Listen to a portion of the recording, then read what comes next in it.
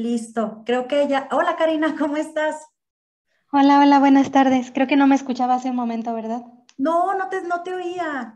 Pero ya, pues ya vamos a dar comienzo ahorita también para respetar el tiempo tanto de la doctora Karina como de cada uno de ustedes que se conectaron a tiempo. Entonces, ¿qué les parece si vamos a dar inicio a este After Business de abril, donde tenemos como invitada a la doctora Karina Pérez, a quien le agradezco muchísimo que haya aceptado nuestra invitación?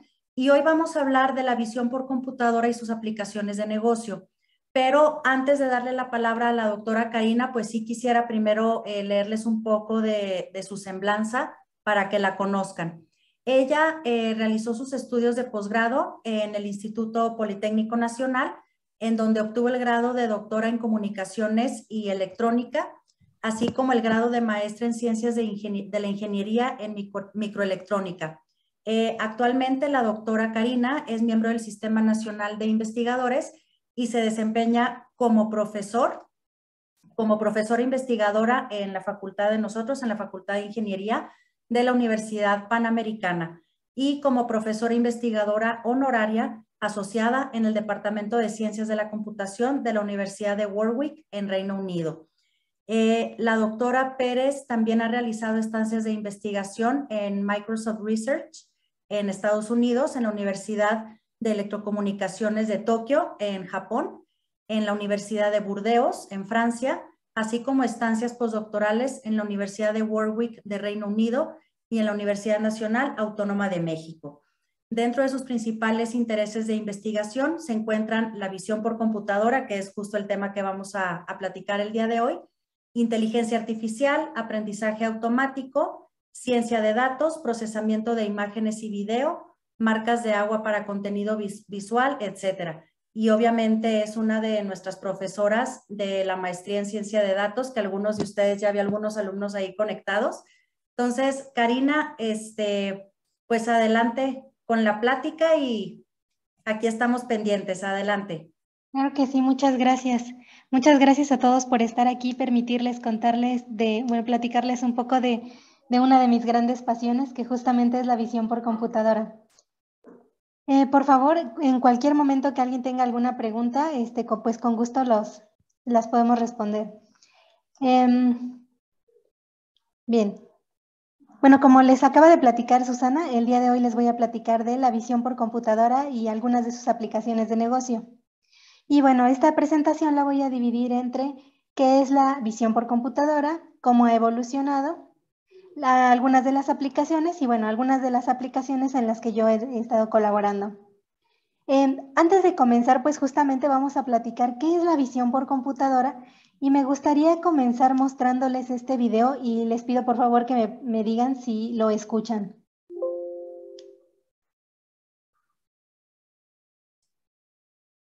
Bueno, ahorita que comience. Okay, that's a cat sitting in a bed. The boy is petting the elephant. Those are people that are going on an airplane. That's a big airplane. Okay. Platíquenme si se pudo escuchar el audio. Sí, yo sí lo pude escuchar. Ok, muchas gracias. Bueno, pues este es un pequeño clip en donde niños que no sé cómo qué edad ustedes le puedan estimar, yo les estimo como unos 4 o 5 años, y los niños ya nos pueden explicar pues que ese es un gatito, que tenemos unas personas que están aproximándose a un avión.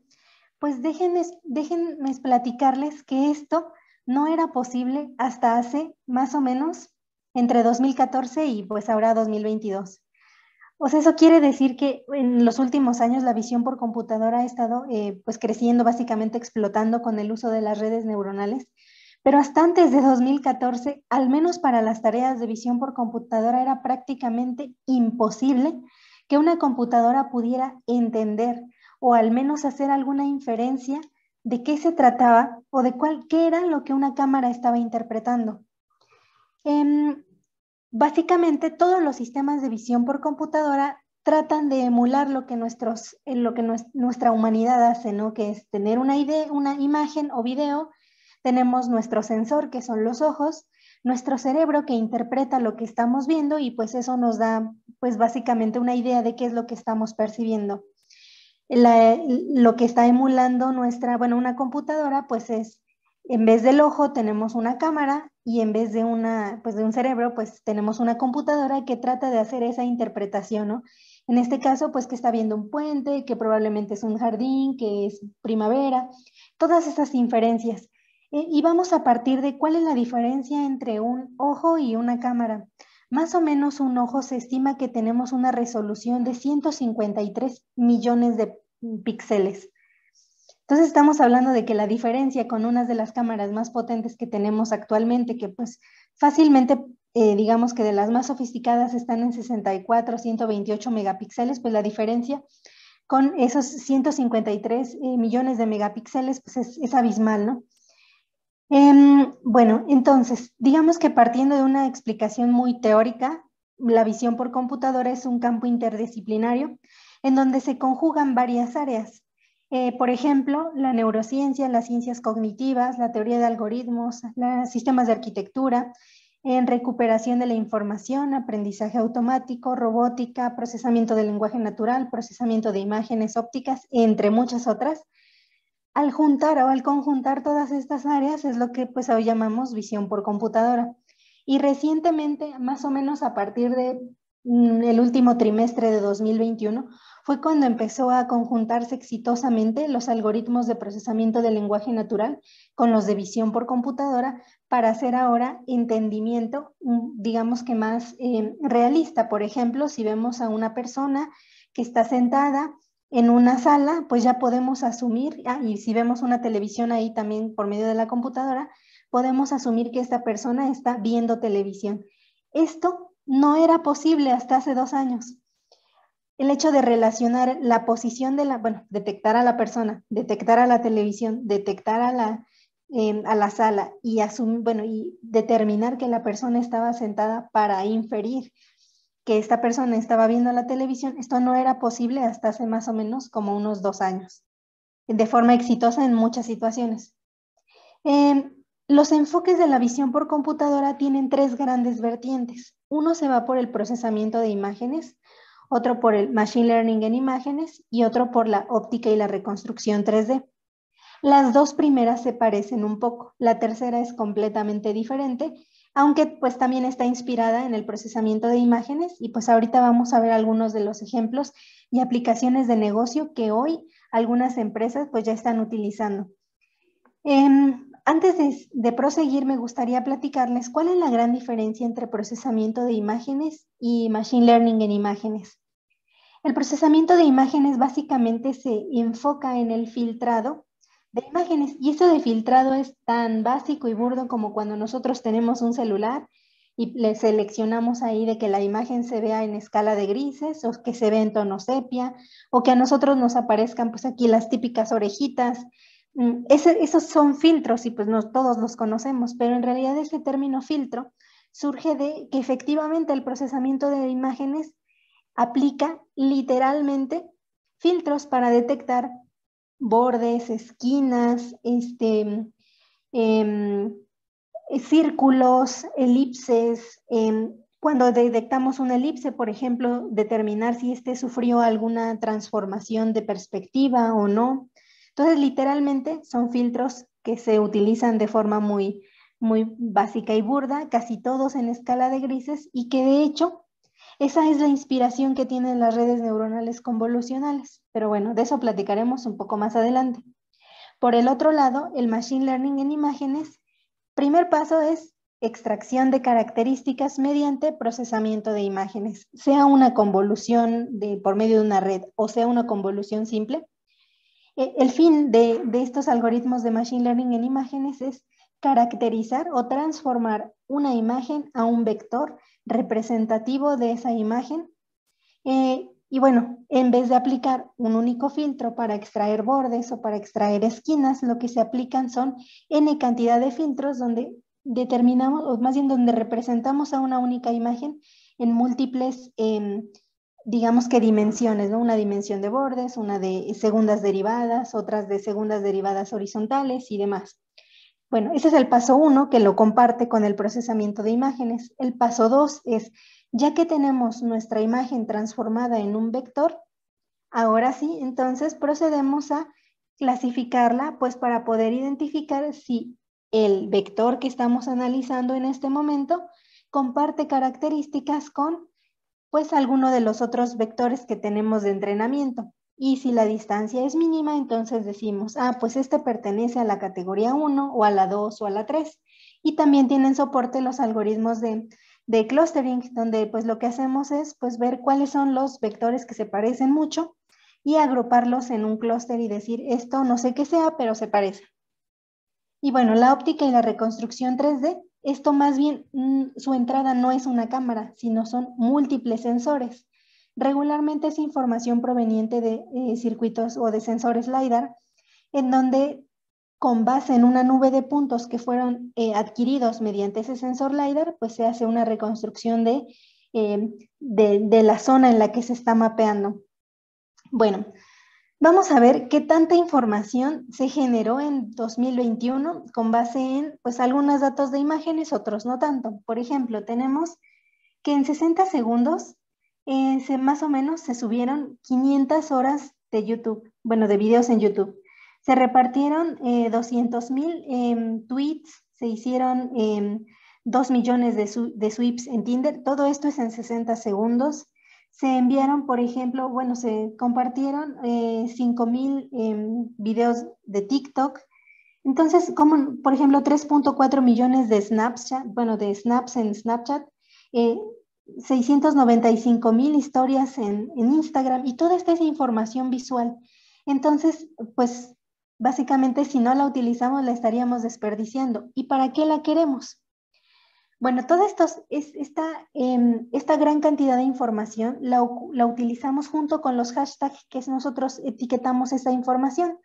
Y al decir, ok, tengo esta imagen donde está una persona bailando y está el hashtag I love dancing, pues entonces se puede empezar, o fue por eso que se pudo empezar a mezclar el procesamiento del lenguaje natural, que es el hashtag, la etiquetita, el texto, los sonidos que la persona estaba haciendo mientras tenía ese, bueno, que contenía ese video, con el refuerzo de la información visual, que se pudo empezar a hacer una mezcla para hacer entrenamientos que contuvieran las dos entradas. Bueno, pues básicamente el día de hoy los negocios que se basan en visión por computadora pues siguen esta vertiente, ¿no? De justamente conjuntar la información que se percibe mediante sensores y una cámara o mediante texto y una cámara. Bien, vamos a ver nada más rápidamente aquí algo sobre la evolución de la visión por computadora. Aquí les puse los algoritmos desde, bueno, los más importantes, desde 1999 hasta más o menos el 2017, que es, digamos que toda la parte clásica.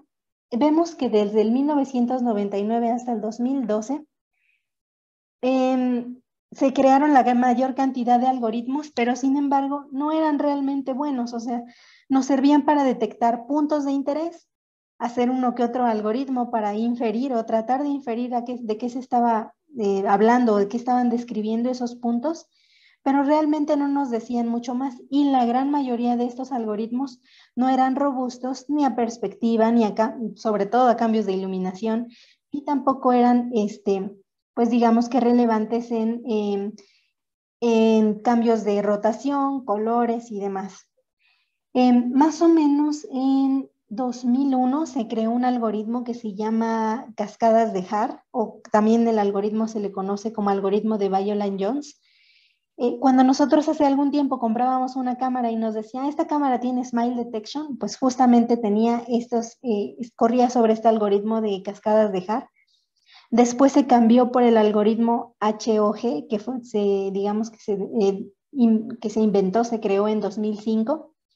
Y a partir de 2012 fue la primera vez que se utilizó una red neuronal para justamente propósitos de visión por computadora. Y a partir de ahí fue cuando todo cambió. A partir de 2014, bueno, entre 2012 y 2014 estábamos como en una etapa de transición entre si uso estas redes neuronales o sigo escéptico por el invierno que tuvieron. Había ahí un detalle, pero a partir de 2014 se crearon las dos grandes vertientes de visión por computadora, que son el detecto objetos de un solo paso o detecto objetos en 2 pasos. Y ahorita les voy a explicar un poco de qué se trata eso, pero pues básicamente a partir de ese momento fue cuando se empezaron a crear los algoritmos profesionales que hoy en día ocupan pues la mayor cantidad de empresas que justamente utilizan visión por computadora. Los transformers actualmente no se ocupan tanto a nivel industrial porque pues justamente los que están más probados pues son las redes neuronales convolucionales recurrentes, también la densa, la red BGGNet y entre otros, pero los transformers todavía no se usan tanto, básicamente solo DeepMind los ocupa. Bueno, hablando acerca de algunas aplicaciones, pues ahorita les puse aquí una gráfica que tomé de McKinsey, en donde nos dice que actualmente, bueno, vemos los circulitos con qué tanto dinero en billones de dólares se le está invirtiendo a este tipo de tecnologías. Pues Machine Learning es el amo y señor, con entre 5 y 7 billones de dólares que la industria le está invirtiendo esas tecnologías. Después tenemos justamente la visión por computadora entre 2.5 y 3.5 billones de dólares. Después tenemos pues los robots autónomos junto con los vehículos autónomos. Después tenemos a procesamiento de lenguaje natural y a los agentes virtuales. Pero entonces aquí nada más es para que se den una idea de hacia dónde va esto y pues que justamente la industria está confiando en los algoritmos de visión por computadora. Aquí también les puse una gráfica que no está específicamente o sea, no es única y exclusivamente de visión por computadora, pero sí de visión por computadora con mezcla de data science, en qué tipo de industrias se están aplicando. Por ejemplo, en el entretenimiento, en las ciencias de la salud, en la educación, obviamente en los vehículos autónomos, en el turismo y el viaje. Y aquí me parece que no aparece una que por el momento pues le estamos viendo mucho futuro, que es a la agricultura y a la ganadería de precisión, aunque probablemente estén englobadas en básicamente los bienes que los consumidores suelen adquirir. Y bueno, ahorita he mencionado varias veces la palabra reconocimiento y detección de objetos, pero básicamente para que entendamos de qué trata esto, pues aquí les puse 2 dibujitos. El reconocimiento de objetos es determinar si en un ángulo de visión existe o no existe determinado objeto que nosotros estamos buscando. Pero esta es una decisión binaria, está o no está, nada más. Mientras que la detección de objetos ya nos dice, ok, está, ¿dónde está? Y esto aparentemente puede sonar como algo un poco trivial, pero hoy los robots autónomos son capaces de tomar algo o de dejar algo o de cuando van a dejar, por ejemplo, un vasito de agua sobre una mesa, que no lo tiren al piso, gracias a la detección de objetos, porque esta nos ayuda a delimitar cuáles son pues básicamente dónde empieza y dónde termina determinado objeto, o sea, dónde empieza y dónde termina el vaso, dónde empieza y dónde termina la mesa. Entonces, justamente la detección de objetos es lo que nos permite la posibilidad de hacer algo más con esta información que ya sabemos de que, ok, está, no está, sí, ¿dónde? Este es un ejemplo de lo que se puede hacer con visión por computadora y este algoritmo que tenemos, bueno, esta aplicación que les estoy mostrando aquí, no tiene nada de Machine Learning, es pura y rudamente técnicas de procesamiento de imágenes. ¿De qué se trata esta aplicación? Pues es básicamente que pues nosotros aquí tenemos un pasaporte y pues nosotros siempre nos fijamos que nuestro nombre esté bien escrito, que nuestra fecha de nacimiento, nuestra ubicación y demás, ¿no? Nuestros datos personales. Y nosotros siempre leemos nada más esta partecita de aquí. Esto es lo que nos fijamos cuando, en realidad, cuando nosotros nos escanean el pasaporte, en lo que se están leyendo, lo que se están fijando, es justamente en esta parte de aquí, que ya está estandarizada, digamos que a nivel internacional, y es ahí donde vienen, pues, justamente nuestros datos, y bueno, también en el código que tenemos aquí. Entonces, en esta aplicación estamos de forma automática eliminando, es decir, discriminando toda la información de nuestra foto, nuestra firma, nuestros datos personales que están en la parte superior de nuestro pasaporte y únicamente están, digamos que extrayendo la información que corresponde como tal al estándar internacional. Y esto se extrae de forma automática y no nada más se extrae, sino también nos puede ayudar a decir, ok, ya lo veo en imagen que esta es la partecita de interés, pero además en letras, digamos que en códigos textual de texto, son estos caracteres. Esto nos ayuda a hacerlo, pues justamente técnicas de procesamiento de imágenes. Y bueno, esto ya nos ayuda a automatizar algunas tareas. Otra de las aplicaciones que podemos tener sin visión, bueno, más bien sin machine learning es pues identificar una palabra cuántas veces aparece en un texto. Y esto puede sonar así como que, ¿y yo para qué lo quiero, no? Pero imagínense que que no contamos con el acceso de poder descargar mediante una API todos los tweets que se generaron con determinado hashtag desde los últimos, no sé, 6 meses, ya que solo lo podemos hacer por 7 días. Entonces, ¿qué hacemos? Pues podríamos justamente tomar capturas o ir, digamos que recortando los tweets, que son manualmente sí lo podemos hacer, y mediante un algoritmo de este tipo, pues ir identificando dónde aparece o cuántas veces aparece o qué palabras están asociadas a nuestra palabra de interés. Y todo esto son algoritmos muy rápidos y puramente utilizan procesamiento de imágenes. Otra de las aplicaciones que ya estamos, pues digamos que yo creo que ya todos hemos visto en Internet, estas sí ocupan aprendizaje automático, específicamente redes neuronales de 1 o 2 pasos. Y bueno, antes de continuar, estos cuadritos que están encerrando la cara de las personas, muchos sí utilizan redes neuronales, pero muchos, y la gran mayoría en realidad, me atrevería a decir que alrededor del 60-70% están con base en el algoritmo que les comentaba hace un momento, de Viola Jones y las cascadas de Haar, porque realmente funcionó muy bien.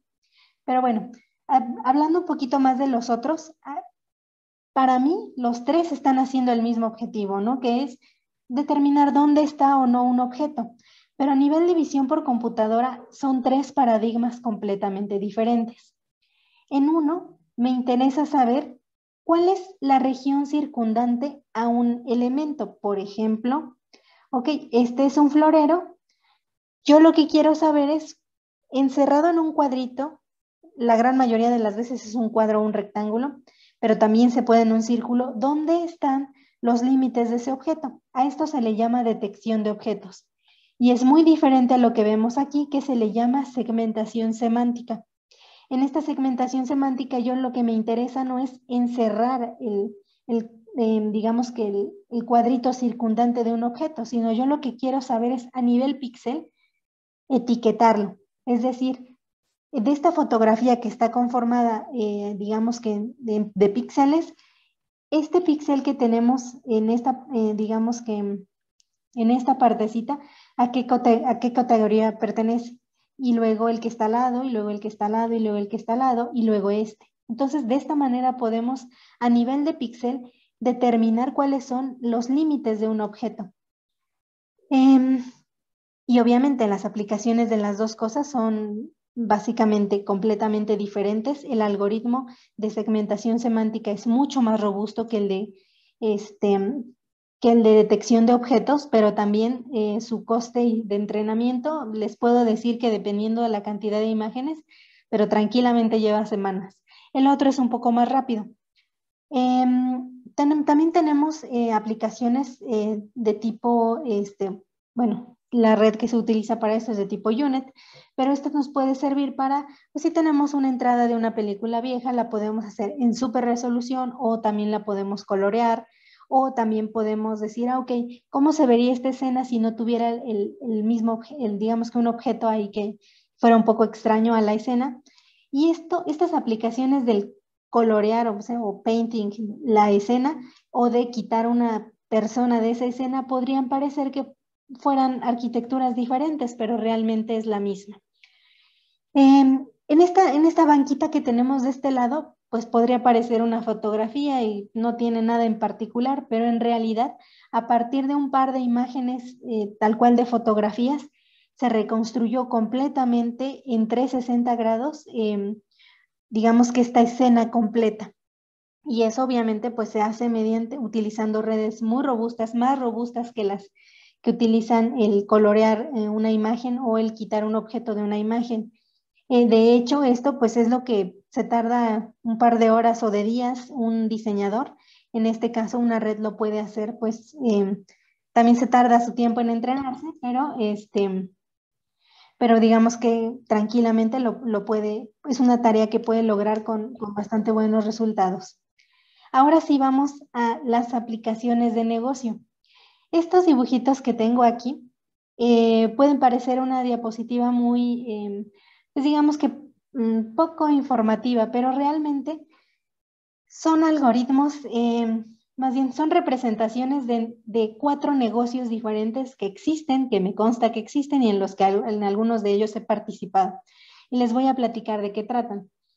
Por ejemplo, es una tienda, pues básicamente como cualquier otra, ¿no? No tiene nada en particular, tiene productillos ahí.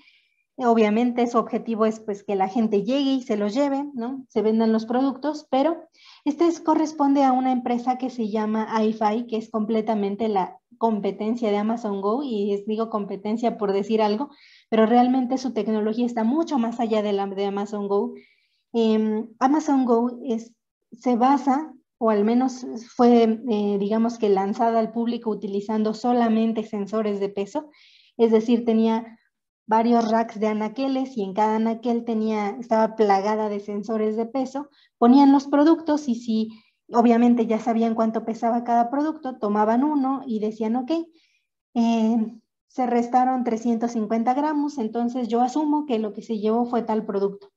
Pero esto no necesariamente es una buena idea porque puede haber 2 productos que pesen lo mismo, pero que su valor sea completamente diferente y además de que impedía un poco llevar el control del inventario. iFi se dio cuenta de ello y dijo, ok, ¿por qué no mejor utilizamos cámaras en vez o además de los sensores de peso? Entonces, en esta tienda, al igual que en Amazon Go, entra el usuario, toma sus productos y se va. No hay un cajero que cobre, pero esto se hace mediante el montón de cámaras que tienen, no nada más en el techo, sino en diferentes ángulos.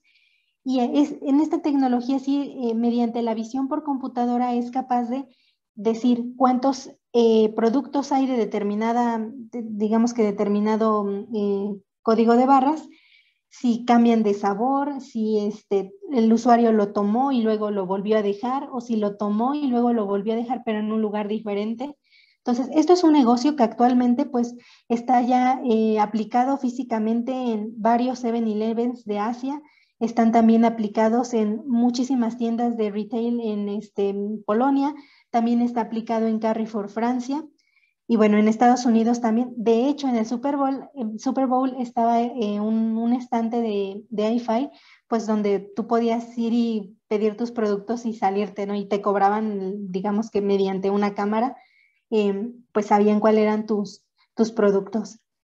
Este otro dibujito que tengo aquí de una chica donde están, digamos que parametrizadas sus gestos, también es una empresa de reclutamiento. Y esta empresa lo que se dedica es, pues básicamente en hacer entrevistas de trabajo, sobre todo ahora que pues la pandemia dio la posibilidad a que las entrevistas de trabajo fueran remotas, pues de hecho, así como estoy yo ahorita platicando con ustedes, empezaba digamos que el reclutador a entrevistar al candidato y un algoritmo y obviamente muy ayudado de la psicología, empezaba a analizar sus gestos, el arqueo de sus cejas, las pausas que hacía para contestar, el tono de voz, la gesticulación de su boca, y te daba aquí, digamos que una serie de estadísticas que te decían, la persona en esta pregunta está 70% insegura o es altamente probable que mintió, entre otras cosas, ¿no? Entonces, ya no nada más se confía en pues la habilidad del reclutador, sino ya también te genera el reporteo, ¿no? Y un doble refuerzo que te dice pues qué tan bien o mal están. Digamos que es el perfil real de este candidato. Otra aplicación de negocio en esta sí no he participado, esta es en China básicamente, Tú traes tu pasaporte básicamente como accesorio. Realmente, pues cuando tú llegas al pasaporte, a la zona de abordar, más bien a las salas de abordar, pues hay pantallas, ¿no? Hay muchísimas pantallas en los aeropuertos de Beijing y de los de Shanghái, donde te dicen bienvenida, por ejemplo, en mi caso, no, bienvenida Karina Pérez.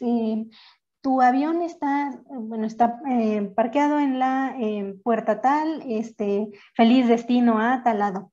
Cuando en realidad ni siquiera el pasaporte se ha escaneado, sino es puro reconocimiento facial y ya te dan soluciones o más bien guías personalizadas de, obviamente, si ya saben que tienes un boleto, saben a dónde vas y te ponen ahí tu anuncio personalizado, ¿no? De decir, pues tú vas a tal lado y la puerta para abordar está en tal lado. Y no nada más eso, pues también te dicen, pues si ya saben que a mí me encanta el café deslactosado, pues te dicen, en el transcurso encuentras tales cafeterías con tu bebida favorita. Entonces, llega a un grado digamos que de personalización que pues hasta incluso da miedo. Esta cuarta imagen es otra empresa, esta empresa está en Inglaterra. Y se trata de, pues todos hemos escuchado que, o la gran mayoría de nosotros, pues podemos trabajar en Excel grandes cantidades de horas. Y regularmente nuestras tareas en Excel son repetitivas. Pues resulta que hay una empresa que se dedica a justamente grabar videos de toda la sesión de días, más bien de horas, de días, de varios empleados que se dedican a una tarea en específico.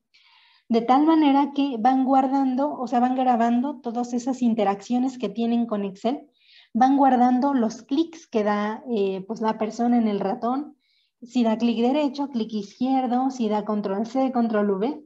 Todo eso lo analiza, crea patrones para hacer robots, bueno, más bien, les llaman ellos robots, pero pues no hay una máquina, sino es simplemente el análisis de todas esas interacciones mediante visión por computadora. Y ahí no hay una cámara, lo que hay es el video grabado de la interacción, en donde pues justamente lo que se hace es hacer ese análisis y pues si ya saben que se va a realizar determinada tarea, pues sea capaz la computadora solita de irse llenando esos Exceles conforme la tarea lo requiera. Y bueno, estos, como les comento, son empresas que ya están funcionando, de hecho ya desde hace algunos años, y bueno, que el core de su negocio es la visión por computadora.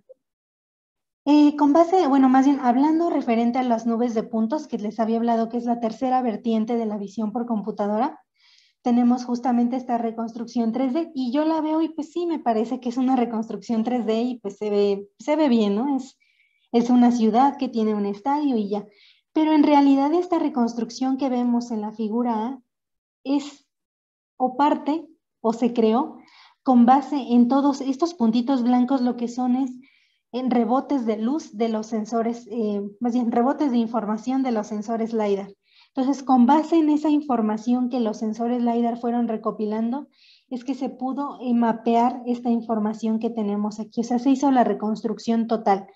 Y esto es a base de unir de la forma adecuada y correcta cada uno de esos puntos que los sensores fueron percibiendo. Bueno, a mí me parecen fascinantes, a mí me encantan todos estos temas y bueno, les voy a mostrar ahora algunas otras aplicaciones en las que también he colaborado. Digamos que este video que les voy a presentar ahorita fue un trabajo que hice ya hace algún tiempo, de hecho hace más o menos 10 años, donde la tarea era que un robot pudiera dibujar, ¿no? Y eso es bastante burdo y no tan interesante, pero lo interesante radica en que el robot no tenía base de datos, sino uno le decía, avión. Lo que hacía era conectarse a internet, bajar muchos aviones, generar su modelo de lo que era un avión o cuál era la imagen más representativa de un avión y ahora sí, dibujarla. Le decíamos otra palabra, se volvía a conectar a internet y esto es multilingüaje, es decir, nosotros fácilmente le podíamos decir airplane o le podíamos decir tal cual avión. Se conectaba a la API de Google, descargaba imágenes, generaba el modelo, ponía cuál es la imagen más representativa y ahora sí, a dibujar. Les voy a mostrar ahorita este pequeño video. Y esto que se tardó en bajar la mano el robot, bueno, en bajar el brazo del robot, fue lo que se tardó en hacer el aprendizaje de qué es lo que justamente queríamos que dibujara. Este robot no es un humanoide, su intención no es que se parezca a un humano, sino que pueda realizar tareas cercanas a las que haría un humano. Este trabajo lo desarrollé en Japón hace ya algún tiempo y pues bueno, esa es una de las aplicaciones. Hoy ese robot pues obviamente ya puede hacer pues básicamente pinturas muchísimo más sofisticadas. También les voy a platicar acerca de este robot. Este es un robot pick and place y básicamente este trabajo de lo que se trataba pues era de estos robots pick and play se utilizan para plantar, más bien ubicar los dispositivos electrónicos en una placa de Xbox o en cualquier placa, digamos que de circuitos, placa madre. Entonces aquí se ponía digamos que el dispositivo electrónico por medio de un pistón de aire. Entonces al aventarlo con aire, pues obviamente a veces tendía a moverse. Y con 1 milímetro que se mueva, pues ya digamos que ya el circuito ya no es el que estábamos buscando. Este robot tenía 6 cámaras, una en cada lado, una arriba y otra abajo. Por medio de toda esa información, ese por ahí, por ejemplo, que tenemos ahí es un transistor, y por medio del consenso de toda esa información se podían crear modelos y definir cuál era el error más frecuente en ese tipo de dispositivos electrónicos. ¿Para qué? Para que la siguiente generación de dispositivos electrónicos o de placas madre pudieran ser flexibles, y al ser flexibles tenían que ponerse sobre superficies no rígidas. Por ejemplo, pues un papel, un papiro, en vez de utilizar cables, utilizaban tinta conductiva. Entonces, si en una placa era muy propenso a un transistor cuando se inyectaba el aire para ponerlo, pues moverse, ahora imagínense en una superficie no rígida. Pues bueno, ahí estuve trabajando con esto. Otra de las aplicaciones que tiene la visión por computadora es el mejoramiento de la calidad visual de una fotografía sin necesidad de que esa fotografía pese en megabytes mucho más, digamos que utilice mucho más megabytes que una de menor calidad. Esto se hace, bueno, lo desarrollé mediante un ubicado inteligente de bits en determinadas regiones de una imagen. Otra aplicación en la que igualmente he trabajado es en marcas de agua visibles e imperceptibles, y actualmente esta tecnología la tengo en registro de patente. Y bueno, básicamente les voy a mostrar brevemente. Obviamente la idea de esto es pues que salga al mercado. Aquí tenemos esta misma foto. Y cuando subí el brillo, nada más al subir el brillo de la pantalla, pues aquí se revela la marca de agua, sin necesidad de, pues digamos que degradar la calidad de la imagen. Esto es, obviamente yo lo hice de forma artificial al subirle la pantalla, el brillo a la pantalla, pero también cuando la luz refleja esa imagen, pues también se revela el patrón de que esta es una imagen con copyright. Este es un videíto de justamente de lo que les platicaba de la empresa que se dedica al conteo automático pues digamos que de productos. Aquí está en tiempo real lo que esa cámara percibe, el conteo que se está haciendo, cómo se actualiza la información con base en cómo el usuario va agarrando un producto o no. Y bueno, si se lo lleva y luego lo deja, pues digamos que ese conteo se actualiza nuevamente. Bueno, actualmente también estoy trabajando con el procesamiento de imágenes médicas, pues digamos que hay muchos algoritmos que ya se dedican a la detección de cáncer, pero un paso entre tengo mi mamografía y tengo mi detección de cáncer es le indica un radiólogo digamos que al algoritmo de detección de cáncer, cuál es la región que ubica una mama dentro de una mamografía. Lo que estoy desarrollando es para que ya no necesitemos que ese radiólogo esté manualmente delimitando cuál es la región que nos interesa, ¿no? Este algoritmo pues ya lo hace de forma automática. Y bueno, actualmente otro proyecto en el que estoy trabajando es en la clasificación de frutas, y no nada más eso, sino también en la detección de su estado de madurez. Aquí están algunos de los resultados que hemos obtenido, que pues justamente te dice dónde está el objeto y qué es.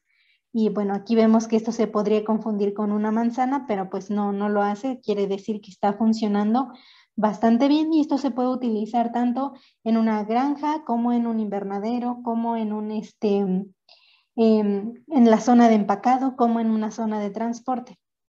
Y bueno, básicamente estos son algunos de los, digamos que, de las aplicaciones de negocio que les puedo compartir. Muchas gracias.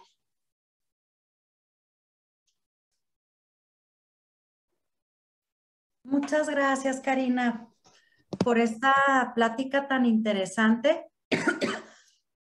Y pues ahorita quisiera saber si hay alguien que tuviera alguna duda, si quisieran levantar su mano o poner sus preguntas en el chat. Vamos a dar unos minutitos para preguntas y respuestas. Entonces, adelante. No sé quién quiera hacerle alguna pregunta a la doctora Pérez.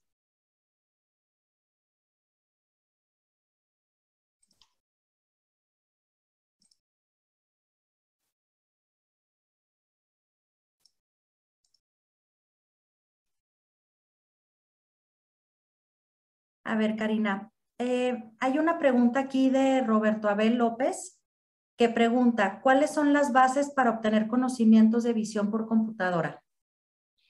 Ok, bueno, yo te recomendaría que, bueno, aunque la visión por computadora se puede hacer en varios lenguajes de programación, JavaScript, Java, C++, Python y MATLAB, yo te recomiendo que pues primero lo intentes con Python, pues sería una primera base.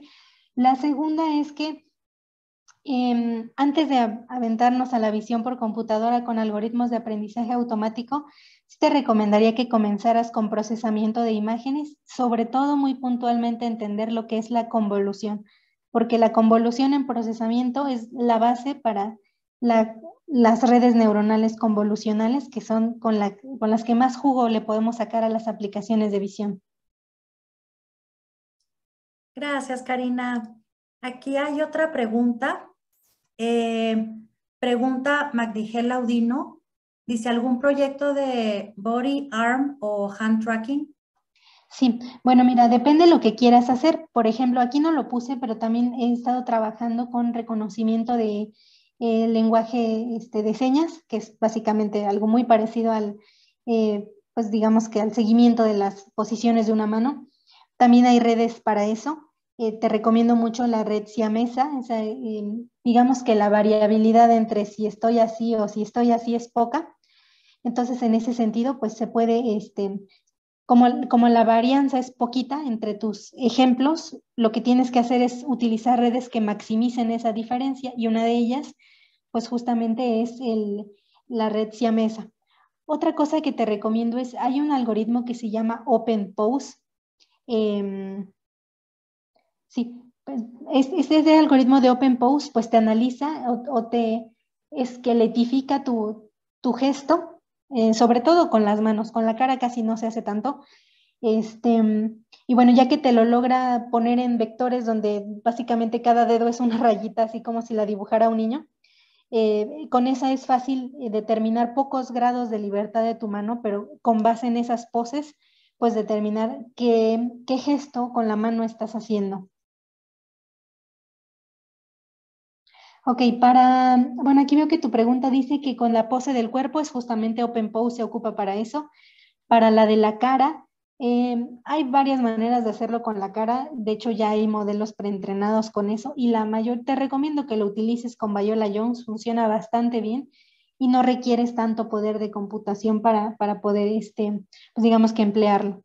Pero sí, definitivamente, si lo que quieres seguir es la mano, el brazo y todo tu cuerpo, Open Pose es la solución. Gracias, Karina. Aquí está levantando la mano Miguel Ángel Bernal. Hola, Miguel Ángel, ¿cómo estás? Buenas noches. Hola, buenas noches, muchas gracias. Adelante, Miguel. Gracias, Karina, por la plática, la presentación muy interesante. Yo tengo una duda.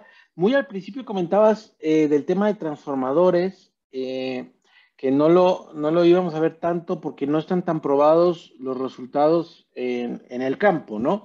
Eh, pero mi pregunta es, si bien no están tan probados, bueno, a ver, siento yo, digo, y es un poco lo que yo comprendo, que en el campo del procesamiento del lenguaje natural, como que los transformadores han sido revolucionarios.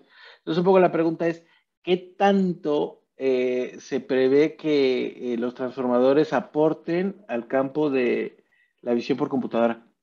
Sí, esa es una muy buena pregunta. Y de hecho, pues yo creo que cuando leíste un poco de transformadores, o bueno, los llegan a decir bastante, es que ocupan demasiados recursos. De hecho, hay un chiste muy clásico en las conferencias de visión por computadora, es que tus algoritmos son tan buenos como sea tu dinero o tu cartera o tus recursos, digamos que de hardware. Entonces, si bien los transformadores son una idea muy revolucionaria, el hecho de tener uno o de hacer uno o de computar uno en la nube es carísimo. De hecho, esa es la razón de por qué las empresas no lo ocupan tanto. No es porque sea malo, es porque es muy caro.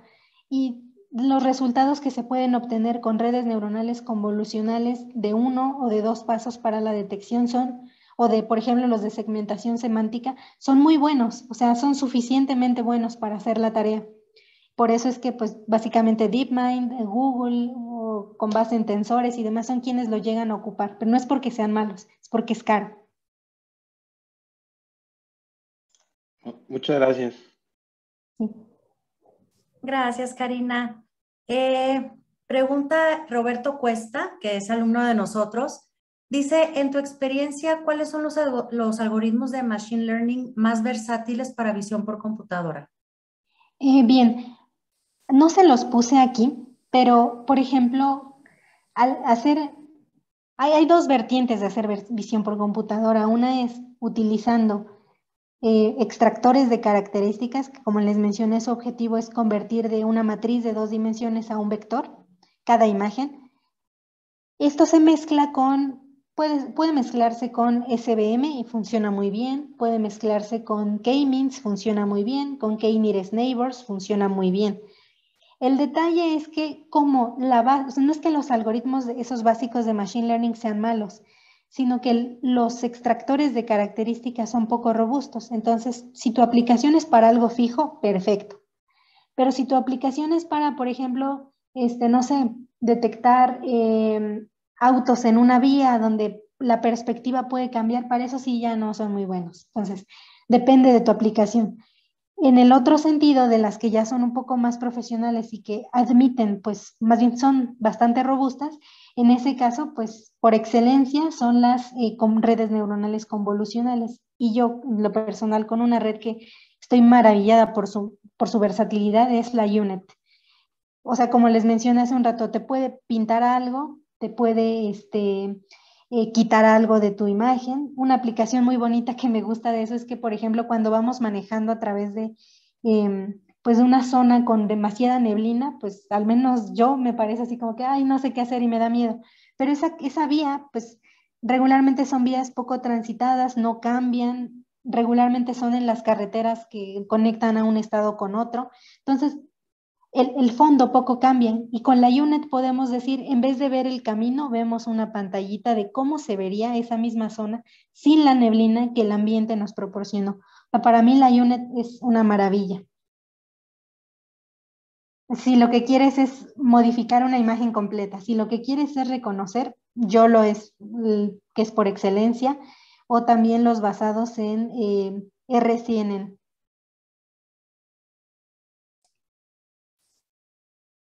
Gracias, Karina.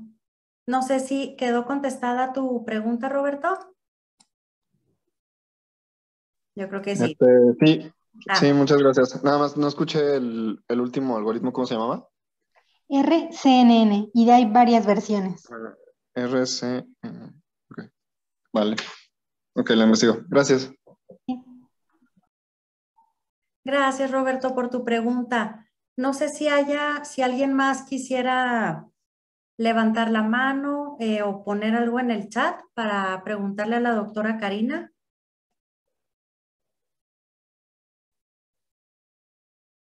Andan muy penosos, Karina. Así es lo que veo. A lo mejor no les llama mucho la atención este tema. No, claro que sí, es un tema súper interesante, todo esto de la visión por computadora. Entonces, pues yo creo que ya no hay, perdón, creo que no hay más, creo que no hay más preguntas. De cualquier manera, si hubiera alguna pregunta que se les ocurra al rato o en estos días, con mucho gusto me la pueden mandar a mí a mi correo y yo se la hago llegar a la doctora Karina para que ella nos pueda ayudar a contestarlo.